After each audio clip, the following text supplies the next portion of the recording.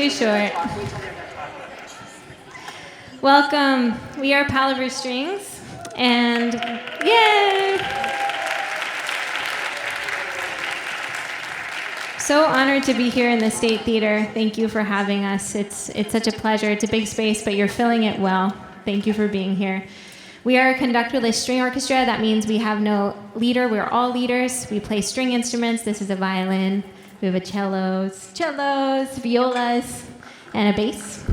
And there are 13 of us normally, and we're here tonight presenting an amazing program about ancestry, featuring Congolese, Wabanaki, and Puerto Rican Maine-based musicians and storytellers, and they're incredible. You're going to be blown away.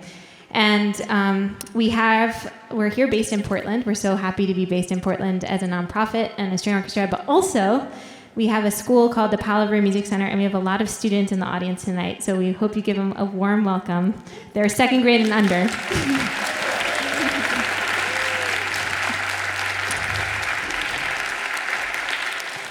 And Brianna came out earlier to tell you about this beautiful art installation that was created in collaboration with the Indigo Arts Alliance, one of their artists, Pam, who I think is here tonight, and Brianna's brother, Dylan Fischler, a software developer, designed this beautiful tree, and you can give your input and scan the QR on the back of a program or along the walls on the side and share your wisdom with us. We would love to see it as kind of an archive of this project.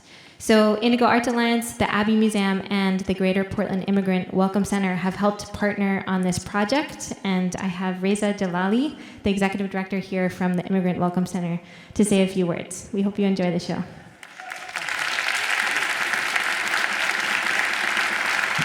Thank you. Good evening, Portland. Good evening. Thank you so much for receiving, accepting, and welcoming the world's displaced people, the innocents abroad, who are caught in crossfire of international politics for one reason or the other, and are paying a price for that. Thank you for accepting us. I came to Maine, Portland, Maine, as a refugee many, many, many years ago, so long time ago, that I used to have so much hair. Up to here, seriously. So when I came, it felt like home. You had me at the welcome sign at the jetport. If home is where love is, this has been a home for me and so many other asylum seekers, refugees, and immigrants. Thank you so much. Continue this generosity. Please keep the door open for those who would come after us. Thank you so much. Sit back, relax, and enjoy this program. We're so thrilled to play a small role in helping this to happen. Thank you so much.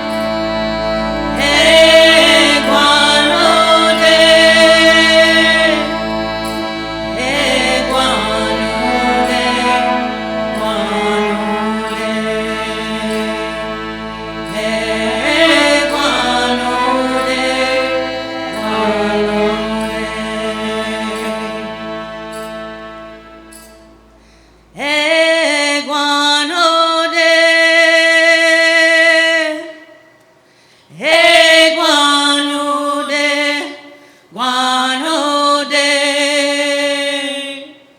Hey, guanude. Hey, guanude, guanude. Hey, guanude, guanude.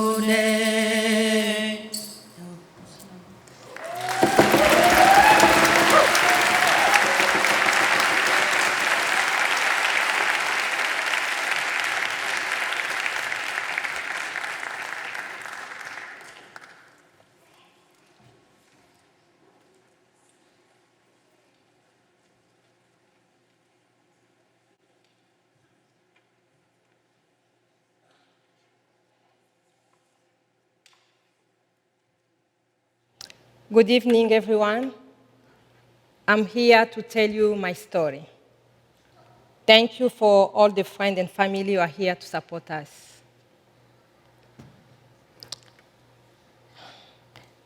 In my earliest memory from a childhood in my country, the Democratic Republic of Congo, during the rainy season was so strong that they broke the stadium near my house and also the wall of my house. I was the oldest child, about 5 years old, and my father sat me and my brother on the dining room table while they tried to fix the damage. I was born in the east of RDC in the city of Goma. My father was an artist and a painter. My mother was a stay-at-home mother. She was 14 when she married my father, and I was born only a year later. DRC is the second largest country in Africa, more than 25 times bigger than Maine. We have 4 official languages and more than 100 other languages that are spoken in different parts of the country. I speak 4 languages fluently, and I understand 3 others. That isn't usually among people from my country. My homeland is among the richest countries in the world when you consider natural resources, but our people are among the poorest. My hometown, Goma, is in an area of volcano. The nearest volcano is less than 10 miles away. Growing up, I remember seeing lava rock everywhere. There was a major eruption when I was 11 years old, and 100 people were killed. We lost our family home in an eruption. One good thing from the volcano was the quality of soil. The soil is very fertile, so that the beans, potatoes, all kinds of vegetables my mother planted behind our house was growing easily. We moved a lot when I was a child. I did most of my education in Kinshasa, the capital of RDC. I really wanted to become a doctor, but my dad pushed me to focus on fashion design. I was not happy about that, but before long, I realized that my dad was right. I studied fashion design in college. Looking back on it, I probably would say that we were poor, but it didn't feel that way to me. We always had food on the table, and we all got a good education. There were so many people around us who had less than we did. We were lucky to have what we had. After college, I opened a business where eventually I employed more than 30 people. My company designed clothing for the elite African women and even women visiting the country from the West.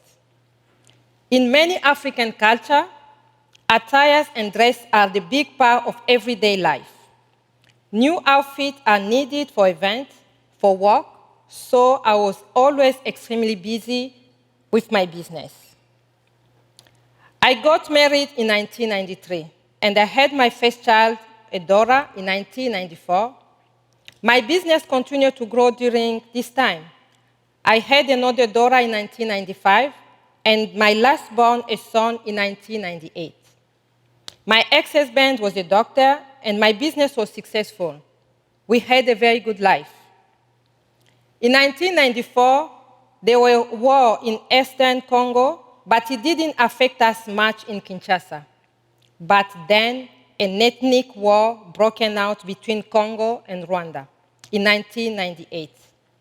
Because of my morphology, the way I look, it became very dangerous for me. Thank you.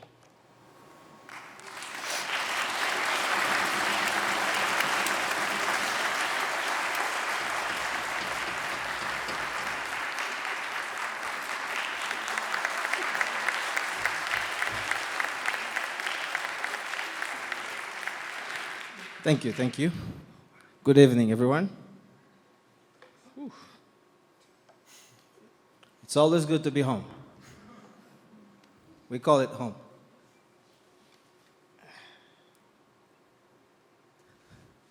I'm not good at presenting myself or introducing myself. I'm going to try. I'm going to try. Don't judge me. My name is Mbanza, and we're here to represent the Republic of Congo, DRC. We have Adele there and telling us a beautiful story.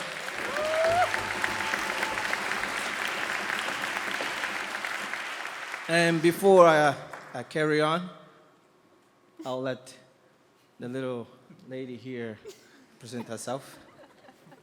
My name's Kaylee. This is my uncle, as he already introduced himself. I'm honored and blessed to be here representing Congo. This song is a beautiful piece that we want to show all of you, and I'm very happy you guys are here to listen to this. Thank you. Thank you. So this first track that we'll be singing is actually belongs to a great singer, a great solo singer.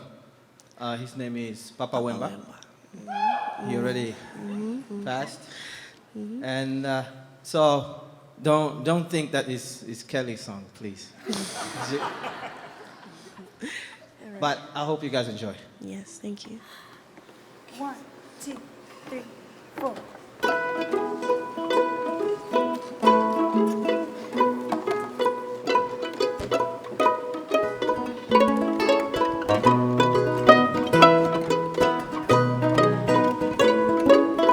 This is Rumba.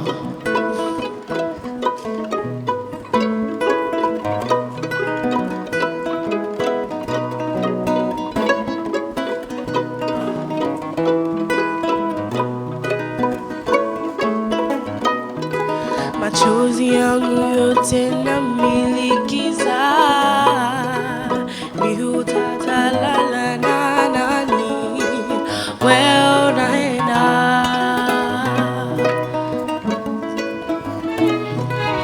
Ni mpaka ni mawaza ni mpaka ni kuwaza, wewe unaenda. Unaenda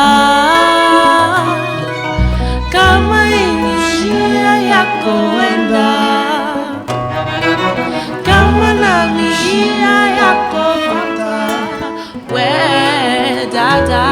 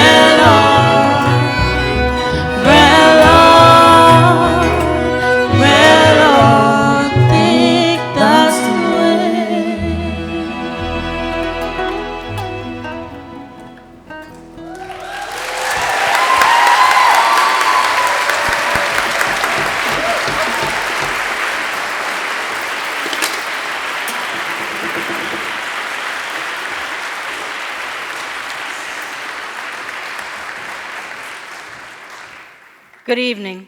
My name's Blanca Santiago, and I'm here to tell you a little story, a little part of a story.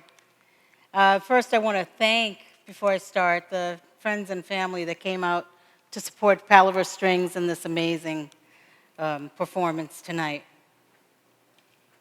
Soy Boricua. I represent the indigenous people of Borican, known as Puerto Rico. I was born in 1953 in the hills to Jibaros, hill country people who worked the land and lived in simple harmony with the seasons and battled with the elements of rain, sun, wind, and hurricanes. We were Tainos before Spanish rule in 1492, and contrary to what many may believe, we weren't wiped out by colonizers. Yet so much was erased long before I was born. First, conquistadores, and later, the United States of America. Colonization has made the act of belonging a very difficult journey to knowing who I am. Soy Taína. I am Taína. Our people were exploited for their labor and their lands. In the 15th century, it looked like our numbers were dwindling and no longer a resource for labor. Reinforcement was provided by bringing Africans to our islands. It is through this introduction of enslavement that a new people were born. The mix of Taino, European from Spain and Portugal, and African formed a genetic pool of which I'm only one variation. The Spanish National Assembly abolished slavery in 1873, 8 years after the US Civil War. My family were people who lived off the land. Jibaros, we never would go hungry, as long as there was fruit and sustenance in the trees and under the ground. Medicinal herbs and curanderos healed us. Family first, respect for elders, and a culture of service to others are among our values as a people. But the spirit of rebellion has been a historical fact, and the call to resistance is well recorded in our history, as is El Grito de Lares, or the rebellion of Pedro Albizu Campos and Lolita Lebrón.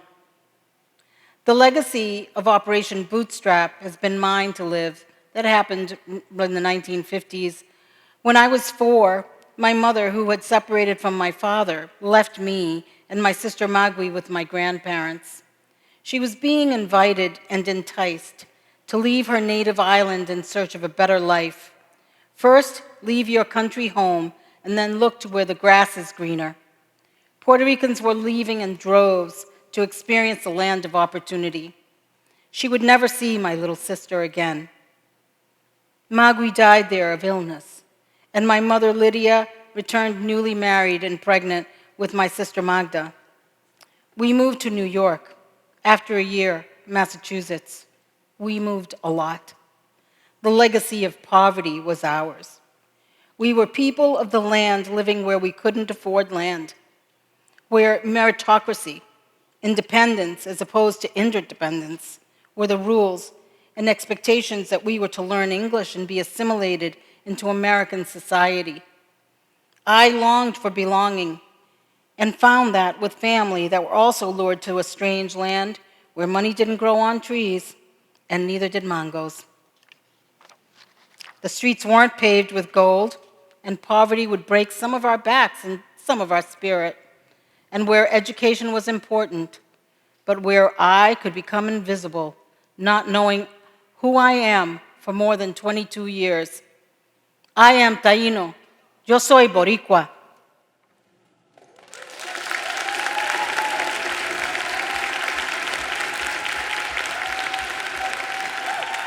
Hola mi pueblo, hola mi gente. Huepa. Sí. Me llamo Viva. Esta es mi amiga Zayra Pola. Hola. It's such a pleasure to be here with you tonight. I want to take a moment and just tell you all, I'm from Portland. And when I started doing music 11 years ago, if you had asked me what my dream was, you're looking at it.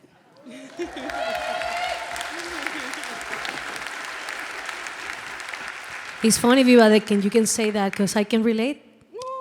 I can relate. This has been my whole dream to play drums. And somebody once told me just because I was a woman, I shouldn't do it. And I'm just here to demonstrate quite the opposite. The woman can do everything.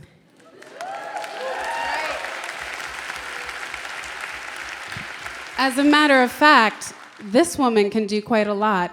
And at midnight tonight, Zayra Pola is dropping her new album. Yes, my very first album. If you like salsa dancing, go check me out. Zayra Pola, Zayra Pola, Zayra Pola Music. And I hope you like it. I composed most of the songs, and I wrote about my struggles, the prejudice that I suffer, the discrimination that I suffer. So go check it out. I hope you like it. Te va a gustar is the name, so you're gonna like it in Spanish. Te va a gustar. I hope you like it.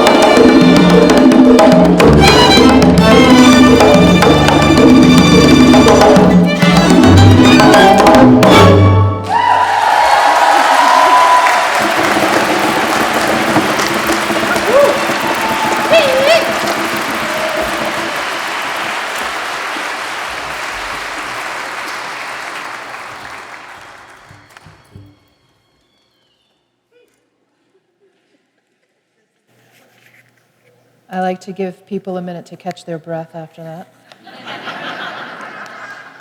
Takes me a minute. Kwe Pasidawin, Guanude Skij, Andili Wisi Wanahamugwasit, Najio Banawabskewi, Indil Nabama Kawasus, Nilbanawabskewi, Nagakakagus Niltibaik. My name is Sherri Mitchell. I'm from the Penobscot Nation. My family is Bear Clan from the Penobscot Nation and Crow Clan from the Passamaquoddy tribe at Zibayik.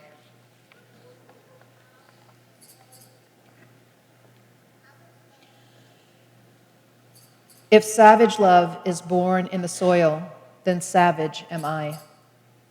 For I love this birthing land, this ancient soil. A Crow elder named Shiskro once said, "The soil you see beneath your feet is not ordinary soil. It is the dust of the blood, the flesh, and the bones of my beloved dead. Here, beneath this place, rests my beloved dead, the dust of my mother's mother's mother, going all the way back to Kachiniwisk, the first mother.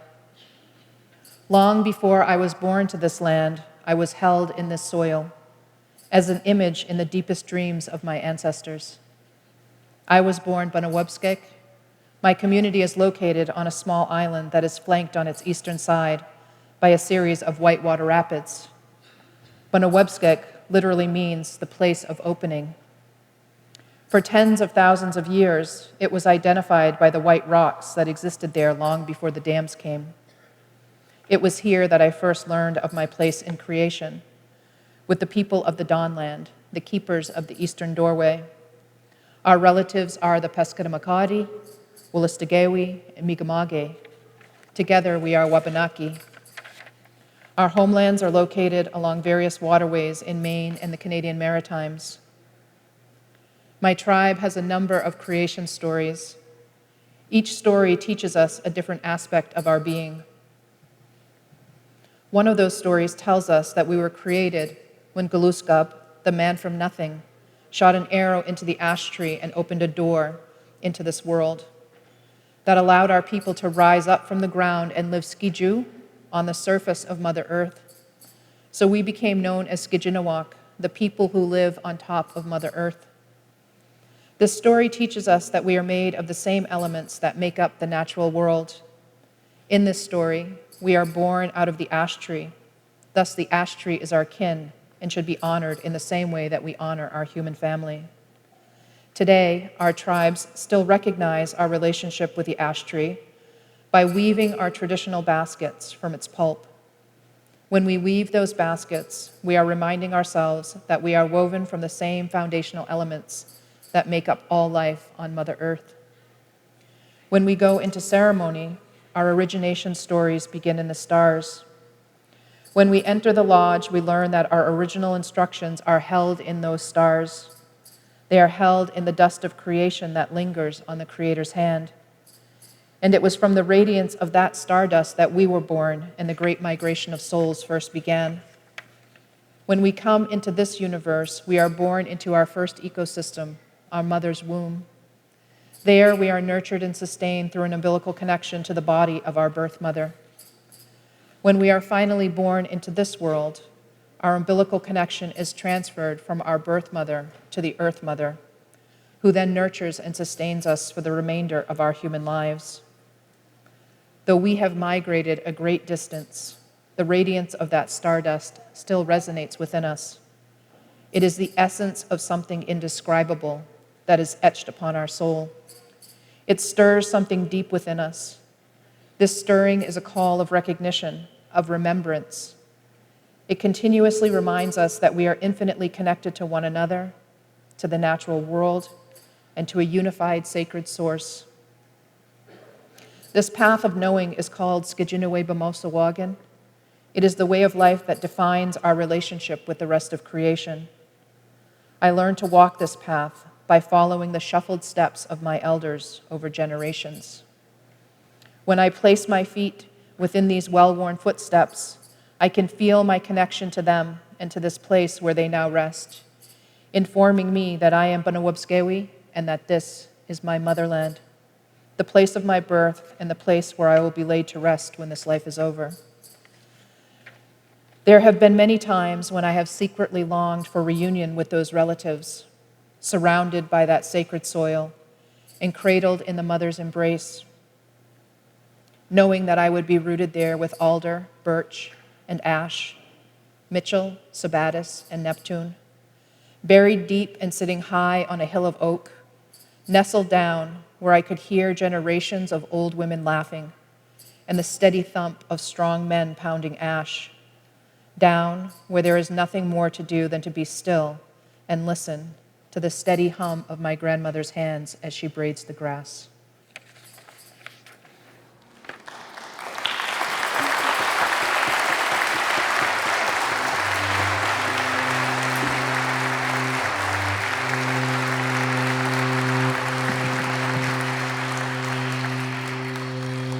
Good evening, Side Wen. Deliwas Lauren Stevens, Beskamuka Nil, Nujay Amadot Migo. This is the humble song.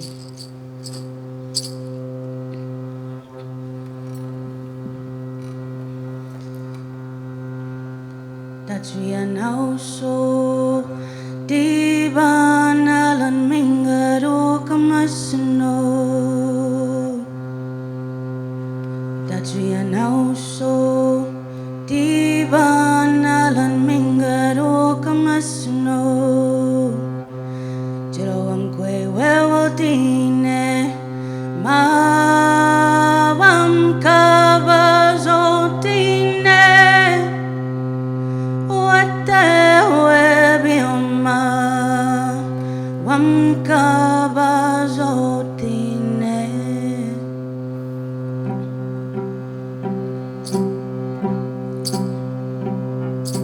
That we are now so divan alan mingan mo some snow. That we are now so divan alan mingan mo some snow.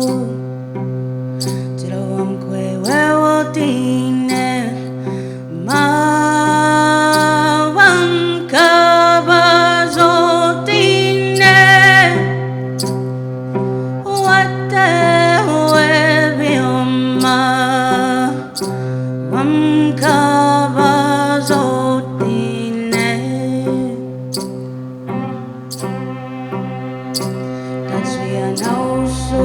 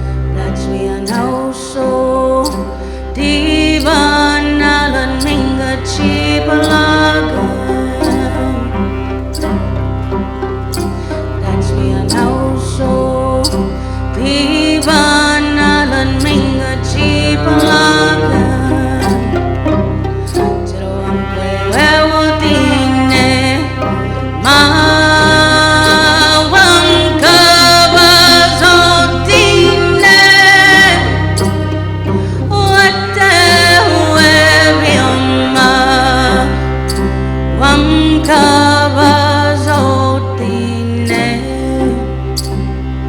Watawebioma Wamkabazotine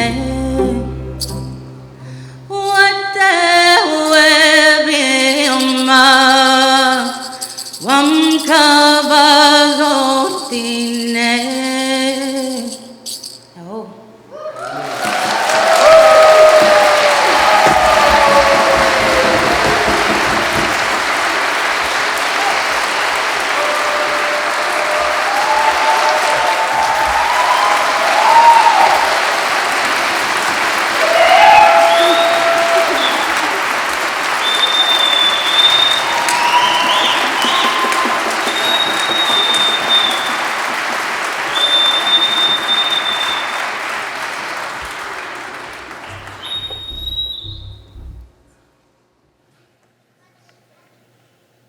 For millennia, Indigenous peoples have utilized oral traditions to transfer vital knowledge.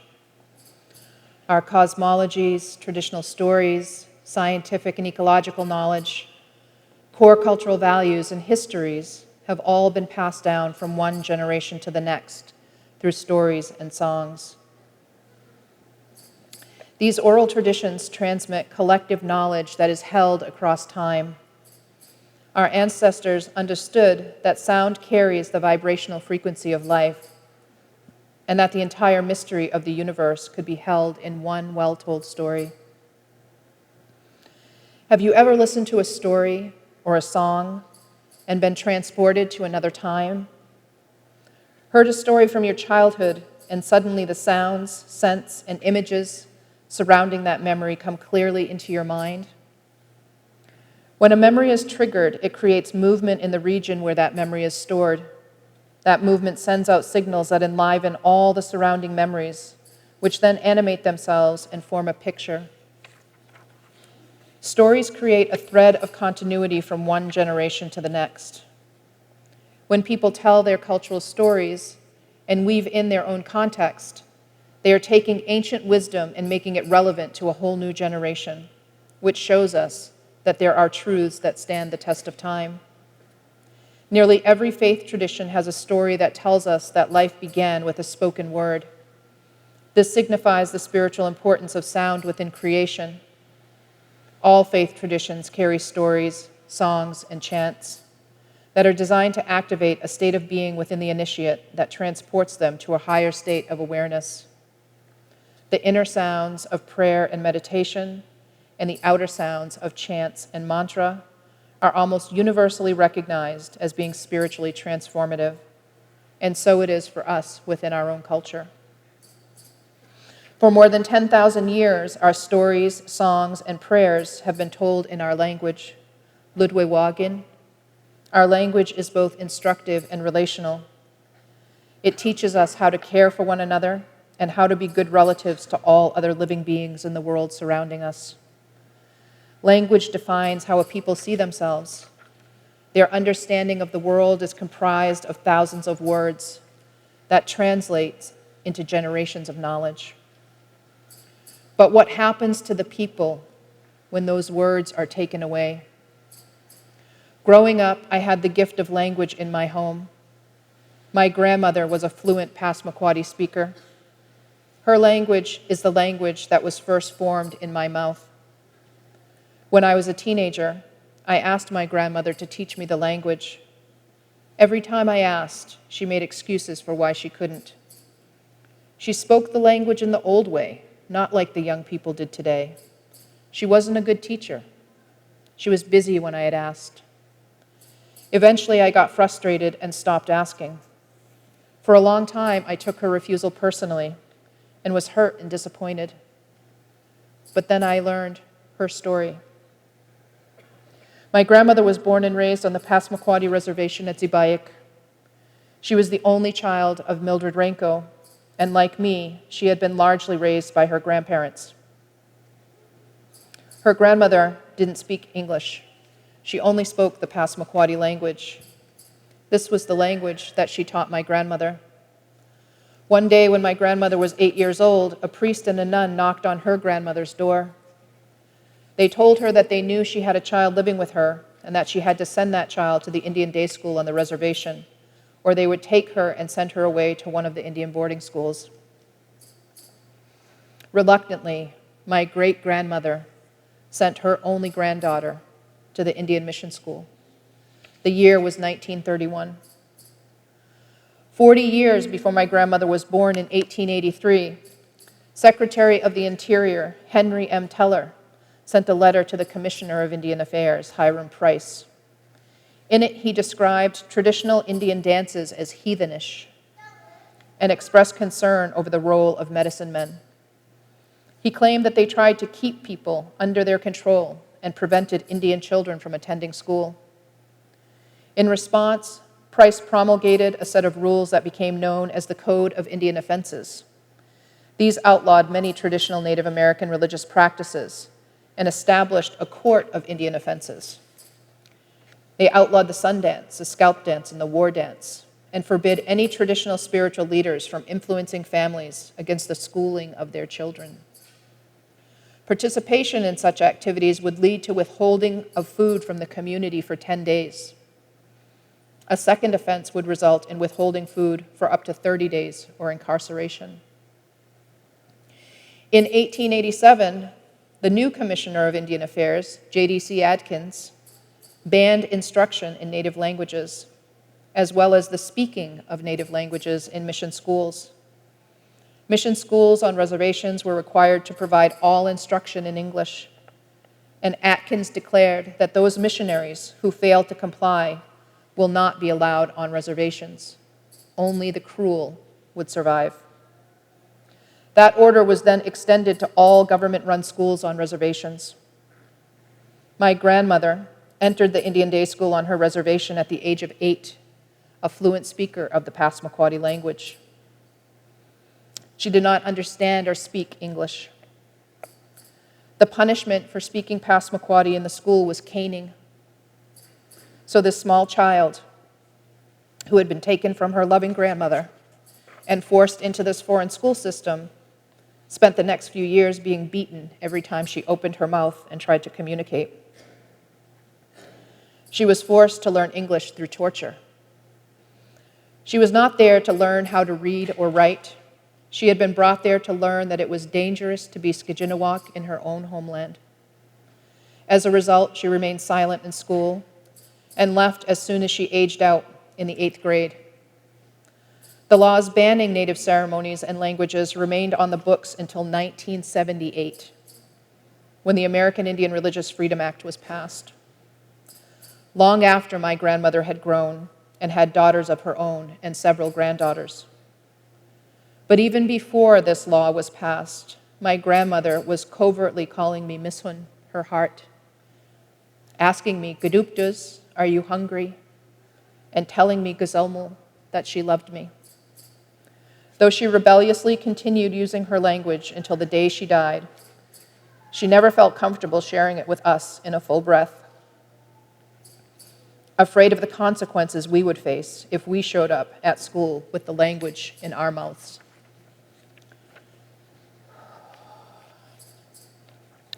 So tonight, I offer back to my sweet Ukami the words that were taken from her.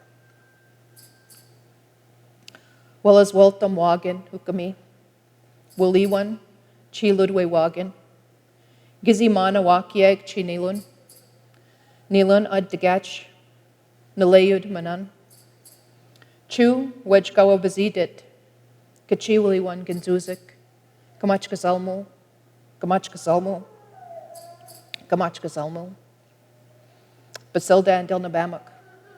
I offer these words in my mother tongue for my grandmother and all my relations who had their words taken from them.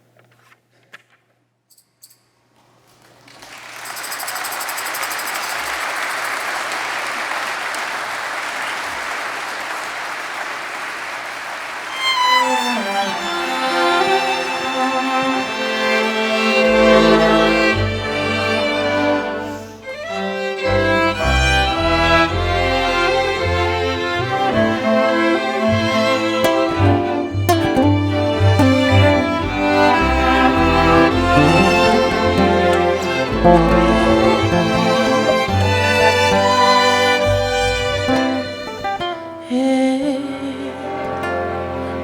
meilleur ami, mon ami de tout le temps, toujours prêt à me consoler. Yahweh, mon meilleur ami, mon inganangaya motema, à côté sangana famia bontambe, na beti loli solo ya camarade nanga, azala kali susu camarade te, akomana e famille nanga. Il est mon meilleur ami, son nom c'est Jésus, son nom c'est Jésus. Mon meilleur ami,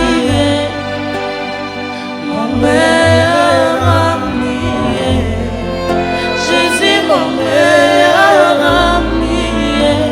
Quand la dépression a frappé à ma porte, Yahweh, impossible donc pas.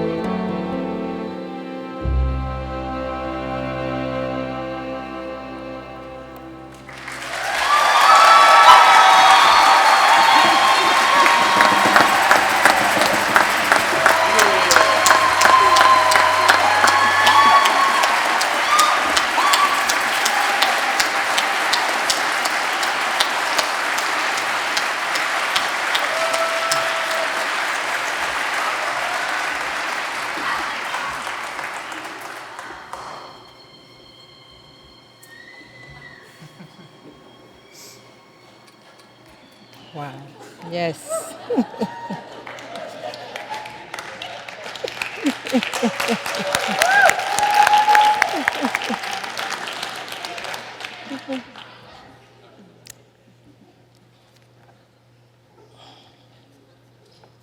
With the help of the United Nations, my children and I were placed in a refugee camp in Cameroon, and then they brought us to Portland, Maine in 2000.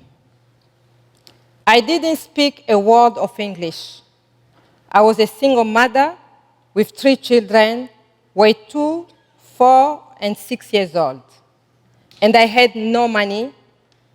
After leaving behind such a good life, it was sad, lonely, frustrating, and frightening.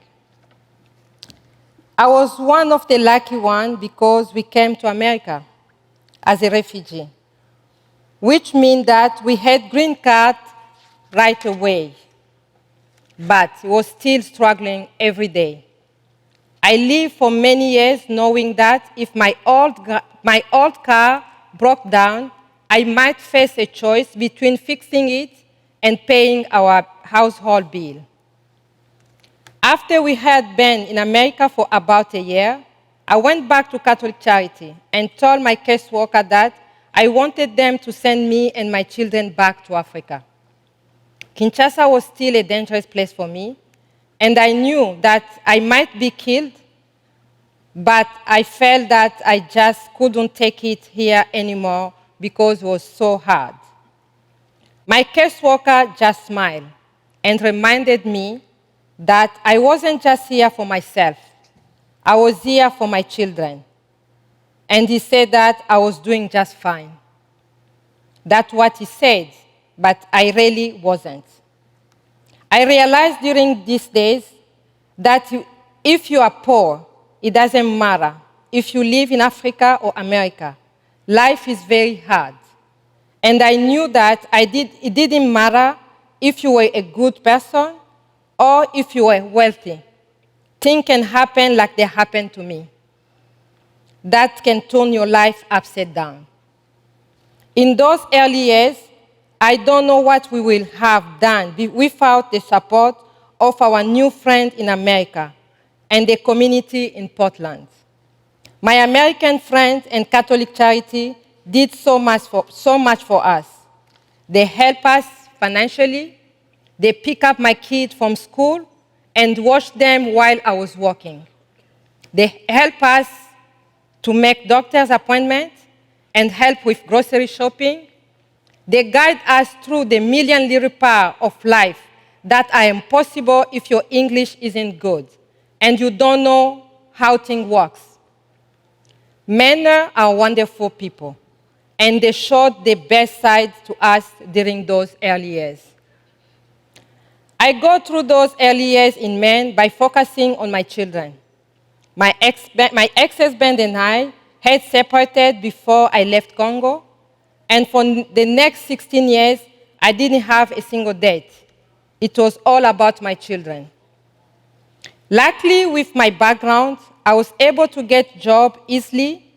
I worked for 5 years in a corporate job as a seamstress. Eventually, I borrowed money from the bank and opened my own store.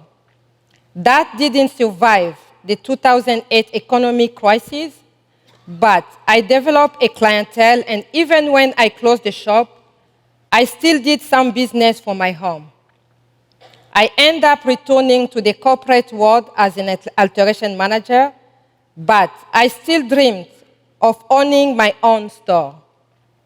I was not a seamstress in my heart. I am a fashion designer, and I need the place to express myself creatively, to bring my vision to life, and to make other people happy and confident in their skin. Now, 22 years later, Portland is my home. It's the only home my children have really ever known. They are adults, all living outside of Maine, but they love to come back. I am happily remarried to a crazy man from Portland.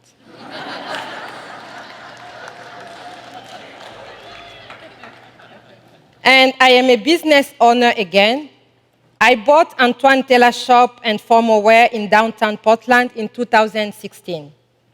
And a year later, I ran into one of my college classmates at Portland Adult Education. She was a recent arrival, and I didn't even know she was here. Now she is my right hand. The way my business is growing, I couldn't function without her. My life these days is really a mixture of Africa and America.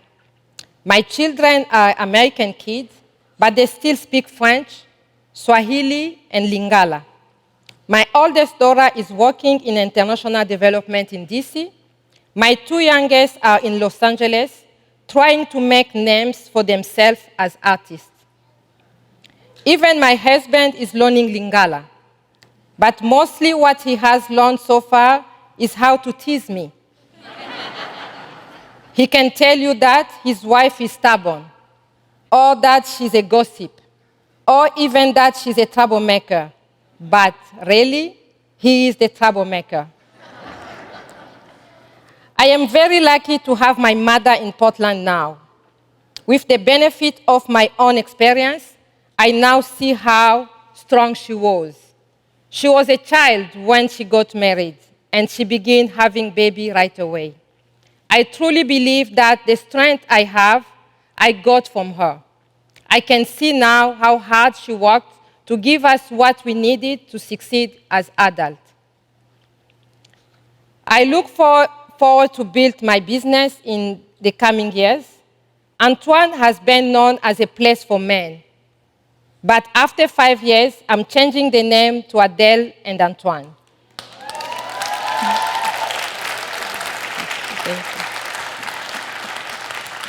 And I'm beginning to sell women clothes. With my background as a fashion designer, and because it's so difficult as a woman to find good quality fashion, I think it will be a good thing for Portland. We are also still doing high-end custom design and alteration. Outside of work, I remain committed to public service. I am focusing on my business at this moment, and so I'm not sure where I'll find my voice, but it is important to me. I have a dream someday to open a school for sewing and fashion design. I want to share what I have learned and all my experiences with young people. Over the past few years, it has really hit me how much I miss my homeland. I had been away for 23 years, and the children I held in my arms before I left has now grown up and have children of their own. Many of my older friends and relatives have died.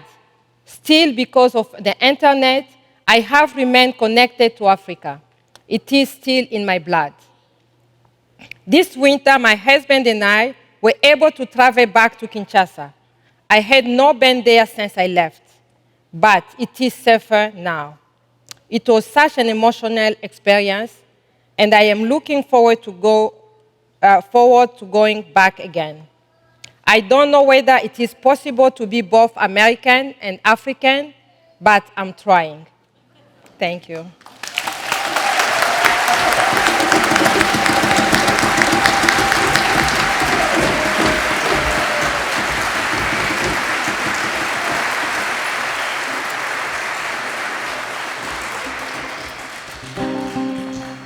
Okay, this one, we'll bring up a little, we're gonna give you a different style. Don't ask me what the style. I don't know. We just sing and play because it runs in our vein. Yes. African style, Yes. African music. Yes. Are you guys ready to dance? Let's go.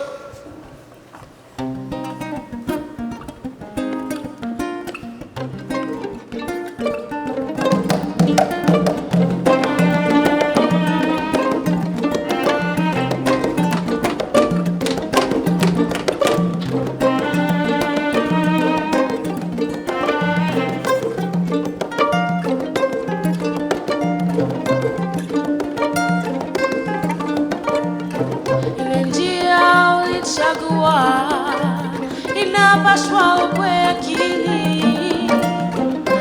Watu wanatafuta ufika yulu na heshima. Pole pole ile njoni mwendo, pena mali tutakuza mapendo. Never lose your soul, never. Passion, never lose your soul, never. Passion teniza, takuna tafuta ukweli. Wasiwani mingi faka sawa nyama, usifate ile njia. Pole pole ile njoni mwendo, kupenda mali tutakuza mapendo. Never lose your soul, never. Passion the way, never lose your soul, never. Passion the way, never lose your soul, never.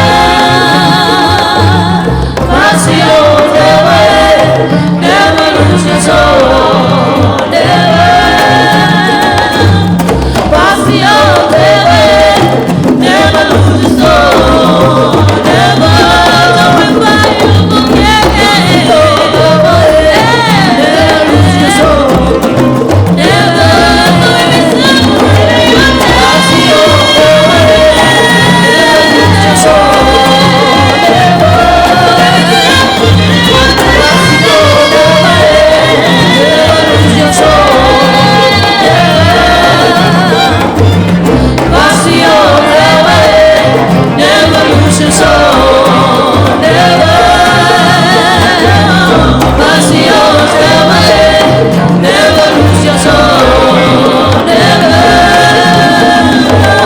Passion the way, never lose your soul, never.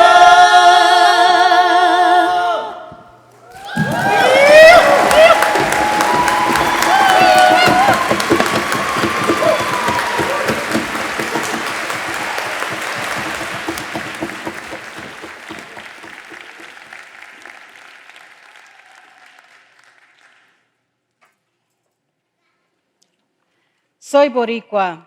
I am Taino. From whenever I remember, I longed for belonging to the only ancestral home that I had ever known, and I hung on to my Spanish for dear life, not aware that my first tongue, the tongue of my people, my ancestors, wasn't Spanish. First to go was our Taino language, to be replaced by Spanish. Next was Spanish, as acculturation became the process where I would learn English and then have to take back my Spanish at the age of 10, teaching myself to read and write Spanish in order to stay connected with my extended family. English was the only language spoken in our home because my mother needed to learn English in order to feed us. The values in our home were those of treating others with dignity and respect, particularly for our elders. Humility and reverence for the earth was something I witnessed when my mother gardened or prepared food. The way she would place a plum in her hand, marveling at its beauty. The way she never wanted to waste anything, making a baked chicken last for a week. The way my aunts made enough food to feed anyone who came to visit, never asking if they were hungry. Always from a place of abundance. I'm reminded of days on the island when I was small, watching my grandfather stringing tobacco in the drying shed and picking up cow patties to use as fertilizer with my cousins and aunts. I knew we were tied to the earth and how important food, water, light were to our survival. I don't have many memories like these, but they are precious to me. Ojalá, may it come to pass. No se puede tapar el sol con la mano. You can't hide the sun with your hand. And then there was music. Merengue, accordions, cuatros, boleros, dancing, bomba, plena, spoken word, décimas. Somewhere in there, I discovered Santana, who made me feel and know that somehow I belonged because of the African and rhythmic beats of his own evolution. Soy de sangre africana. That's what that music awakened in me. A deep realization and connection to a part of my identity that responded to the drum and moved me closer to knowing soy boricua, soy taína, soy de sangre africana, soy resistencia.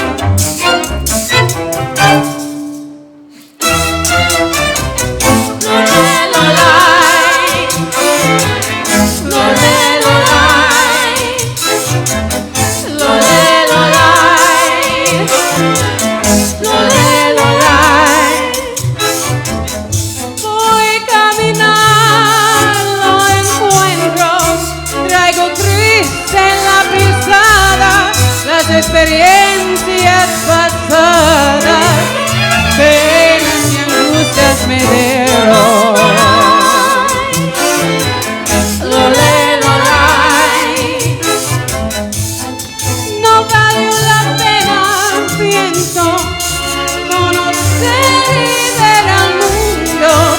Esto siento cuando acudo, cuando regreso hasta aquí, aunque todo lo perdí, no perdí tu amor profundo. Lole, lolay, lole, lolay.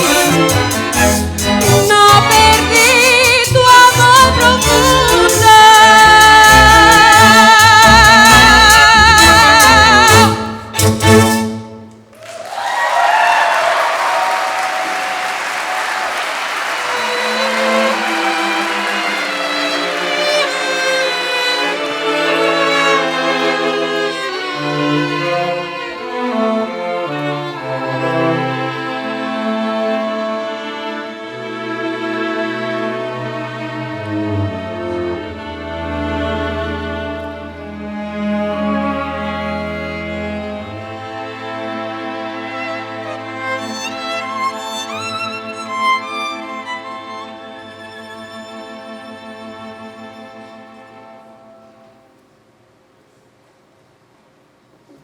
Give it up for Ryan Shannon.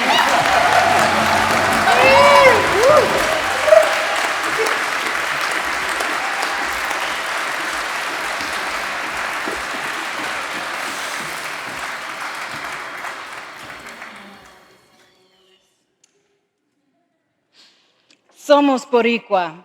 Somos Taíno.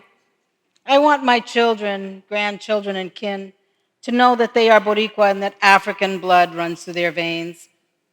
That their history, while being one of colonization and marginalization, is also one of resistance. That they are of indigenous people, of enslaved people, and that whatever colonizer blood runs through their veins can be met with resistance to believing that those other parts of themselves have disappeared or are less important. I want people to know that the barrio, Cerro Gordo in San Lorenzo, Puerto Rico, where I come from, is, and where I was raised until the age of 6, is not a slum, but in fact a tropical paradise, a place of abundance, and that family is important. That the concepts of respect, reverence for the earth that feeds us, and the sun and moon that guide our seasons, our tides and our rhythms, are to be embraced. Resist by learning our shared history, the truth of our language, listening to the drum inside each of us that calls out to be known and actualized. For me, that actualization meant a healing profession. I know from my work as a social worker with Portland Public Schools and as a therapist with people, many with mixed race identity, that I'm not alone in the experience of not knowing who I am or how and where I belong. The questioning, who am I, is a human experience. It's a journey we'll be on for the rest of our days. If you're a seeker of self-knowledge, you may struggle. It's an emotional process. Along the path, others will give us more baggage to carry. Let's travel light and choose wisely. We have to know what we want to check and what we want to carry on. Be ready to let some things go. Take notice of the exits. And remember, some of them may be in back of you. Let's be intentional about where we place our feet. Oh, and remember to look back for any misplaced and forgotten items. Retrieve what is dear to you. Know that along the way we will need to look back and be present and intentional about where we place our feet or entrust our hearts. As we drive home to our dear ones Look in the rearview mirror. Note that objects in the mirror may appear closer than they are. All a matter of perspective. Be present and remember your elders' words of love and wisdom, more reliable than Siri. Surround yourself with love. We will need our family and our chosen family. It's been my experience that this will define our journey to self and connect us to each other. You are not alone. Let's do the work. Cry our tears, listen to our hearts, and be guided by ancient wisdom and values. Find the passion inside yourself through art. Create. Music, communion with the earth. Grow food. Make medicine from plants and herbs. Move your body to the rhythm of whatever drum beats inside your own heart. Worship nature and the supreme creator, and not the man-made God that was used to keep us from each other and knowing and giving up who we truly are. Embrace the truth and live it as authentically as you can. Mi gente, familia, my kin, you are Boricua, you are Taino. African blood flows through your veins. Your presence and deep knowing of the truth is resistance. Somos Boricua, somos Taino. The blood of Africa runs through our veins.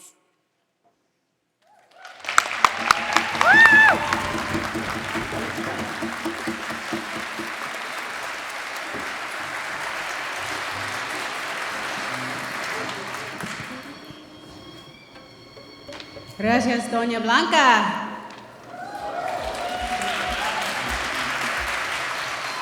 Me gustaría dedicarla a esta canción a mi hermano Gabriel.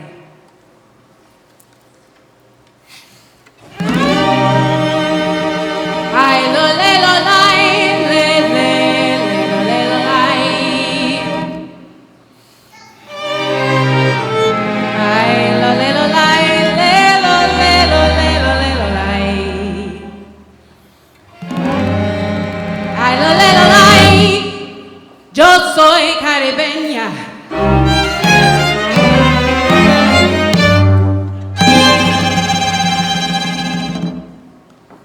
Pues yo soy la plena, plena boriqueña. Alolelo lai, yo soy caribeña. Yo soy la plena, plena boriqueña. Alolelo lai, yo soy caribeña. Soy la plena, plena boriqueña. Me bailan los ayala, me bailan los cepeda, me bailan los mayombe. Yo soy boriqueña. Me bailan los ayala, me bailan los cepeda. Los mayombe, yo soy boriqueña. Ay, lo, le, lo, lai, yo soy caribeña. Yo soy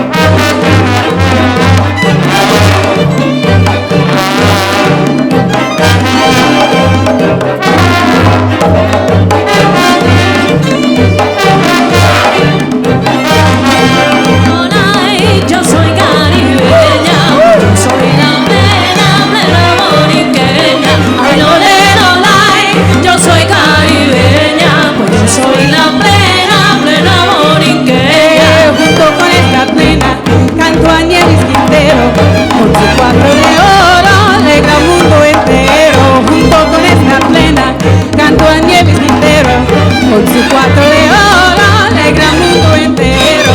Ay, yo soy caribeña, pues yo soy la plena, plena boriqueña. Ay, yo soy caribeña, yo soy la plena, plena boriqueña.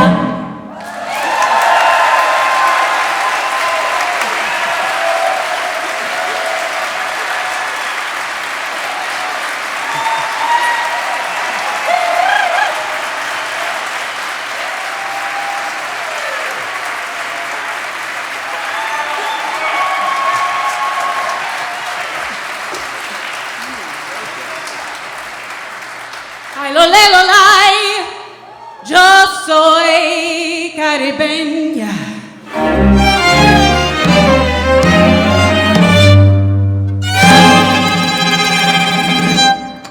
Pues yo soy la plena, plena boriqueña.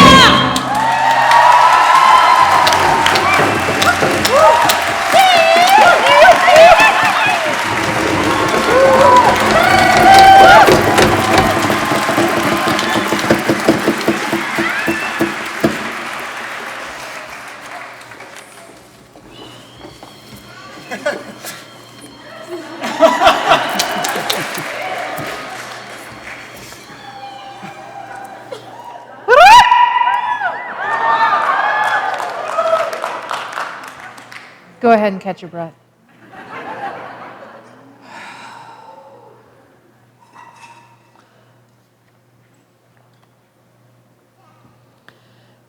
Nokomis speaks a message to my seventh generation. My grandson, for so long I have awaited this day, for this opportunity to sit with you, eye to eye, heart to heart, breath to breath. I have longed to see your face, to touch your cheek, and to smell the sweetness of your breath. I have longed to hold you in my lap, to know how your head would feel nestled against my breast as I sang to you. Gwinos, take my hand, walk with me, and listen to my story. Let me tell you who I was, so that you can remember who you are. We are of this land, Winawubskek, the place where the white rocks come out of the water. We are of these people, the Wabanaki, the people of the dawn. You were born Awasus Nagakakagus, Bear and Crow, medicine clans. The land that you place your feet upon contains my footprints. The air that you breathe contains my breath. In your blood, your DNA, you carry the wisdom of 7 mothers' daughters and 7 fathers' sons. You are the 7th generation. The circle ends and is renewed within each cell of your body. Know this. For just as I was responsible for carrying the seeds of your being within me, so too are you responsible for carrying the seeds of the 7th generation yet to come. The blood that runs through you has nourished the soil beneath your feet. Millions have died to ensure that you would live. The road that you walk upon has been paved with the blood of your ancestors. Do not dishonor them. Walk this red road with your head held high. Place your feet with certainty, knowing that the answers you seek lie within you. You are never alone.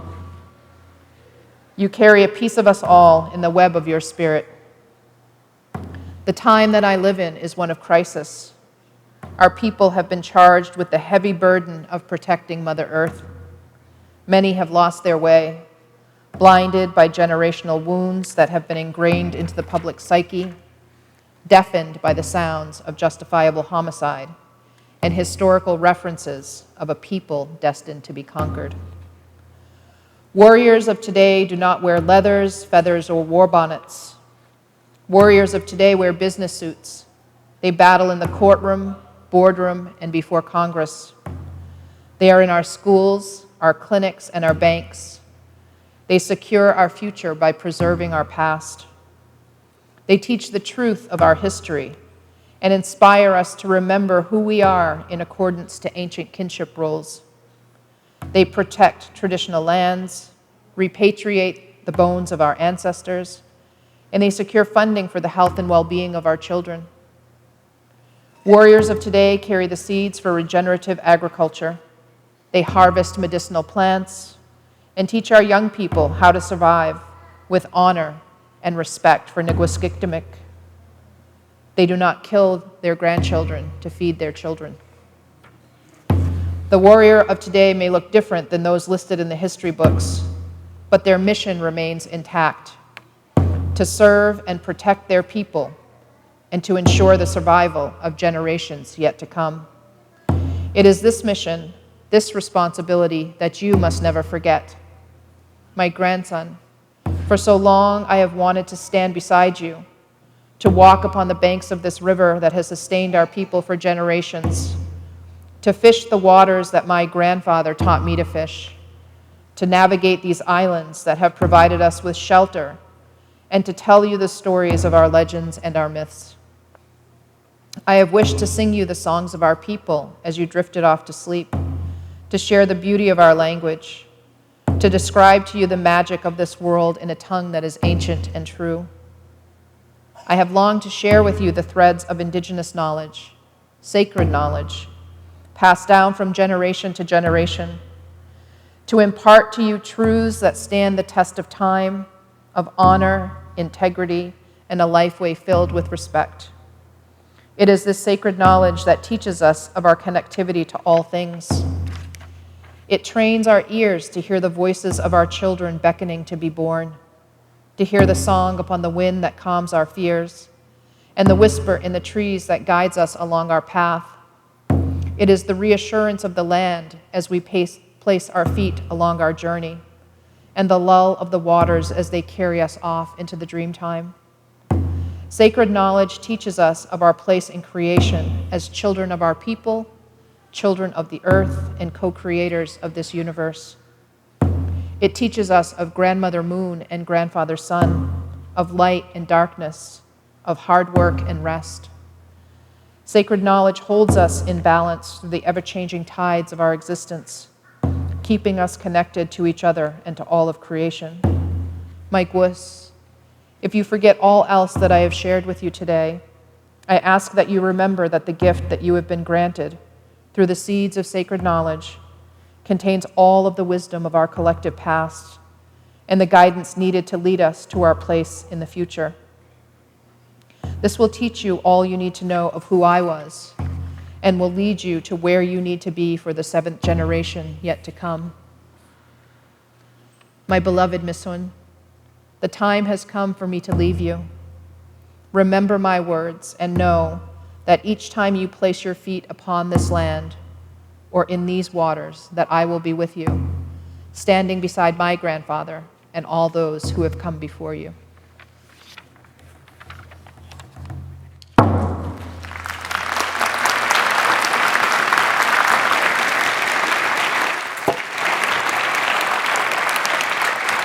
Hold on.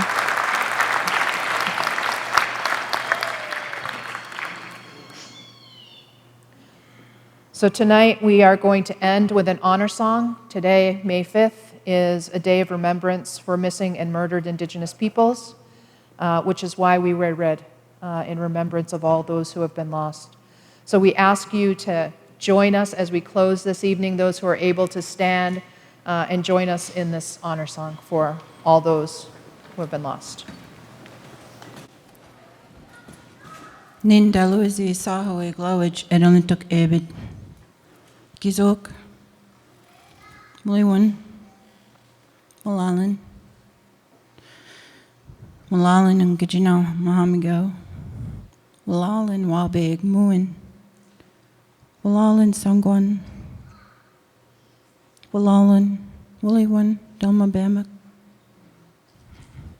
Abut Muin, Ninawe, Newell, Newly. I have family making journey tonight, possibly. And I just want to say that I'm really appreciative of all of you here tonight. I am so thankful for being here with all of these amazing people. They're amazing, absolutely amazing. I'm thankful for my son being here tonight.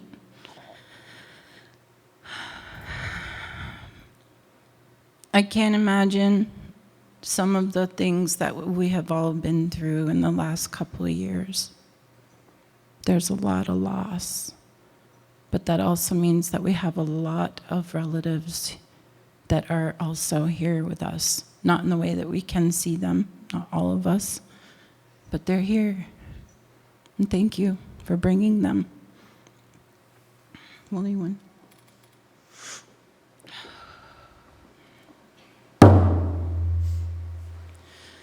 Get me the dominance, Dantelianuti,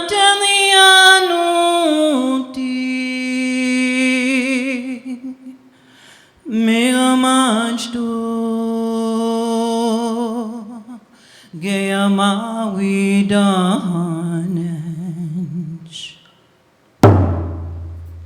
Get me the dominance,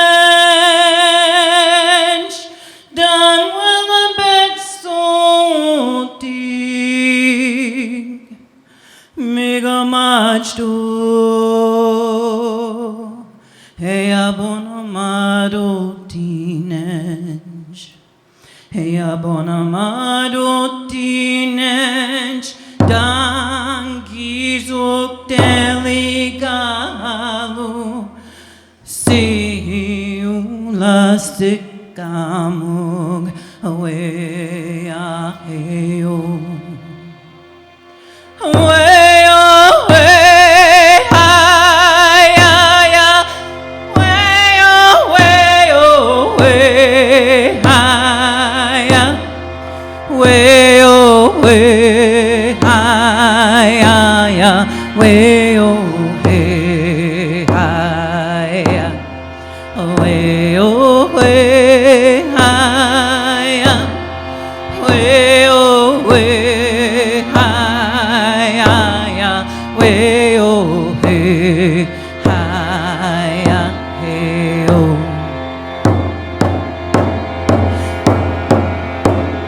Get me dead, I'm an edge, Dantelianuti.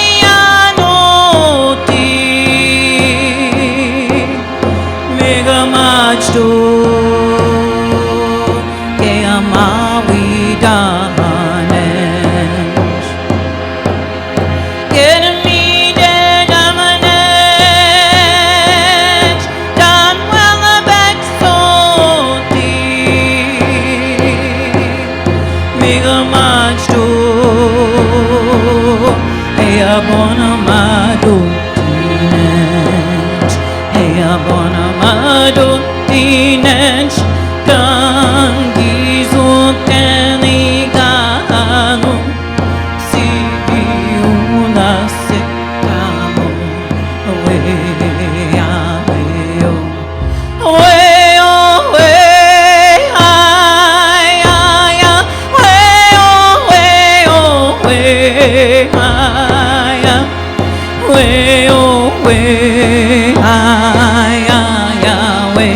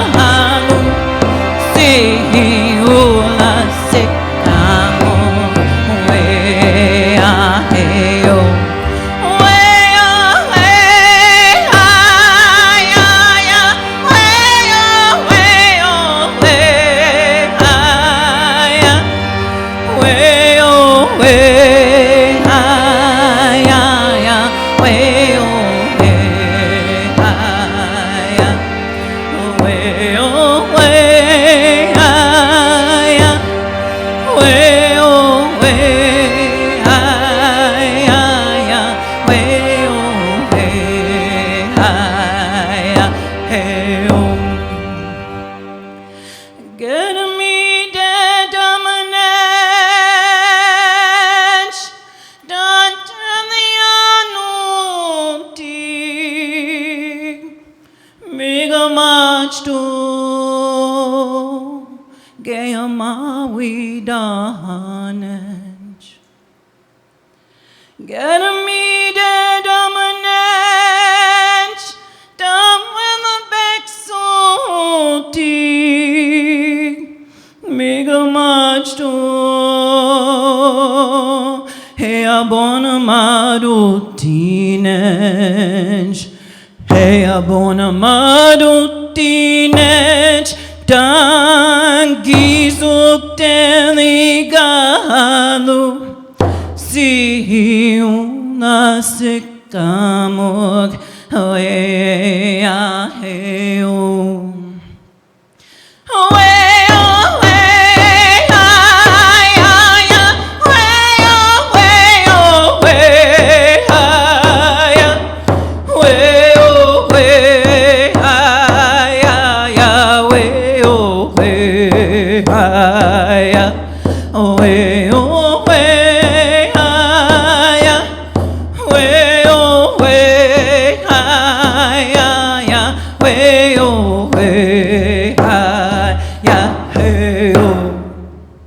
Signal Ulayo Gizo.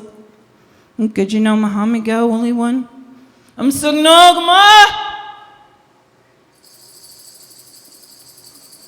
all my relations. Thank you.